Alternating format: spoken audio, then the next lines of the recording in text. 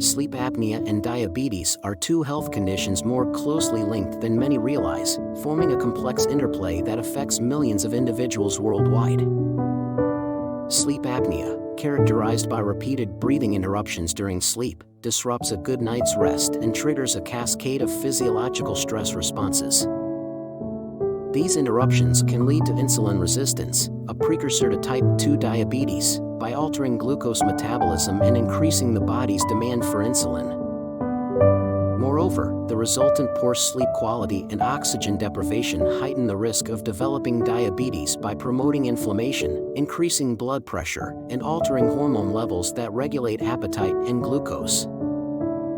As such, managing sleep apnea effectively is critical for ensuring restorative sleep and overall health and plays a significant role in preventing and controlling diabetes. Recognizing the connection between these two conditions is the first step towards a holistic approach to health, emphasizing the importance of sleep in preventing and managing chronic diseases. If you have questions about sleep apnea and its relation to diabetes, call Dr. Palmer at 443-535-6989.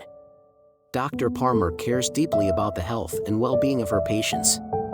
Call her today, schedule your consultation, and be on your way to better rest and a better life.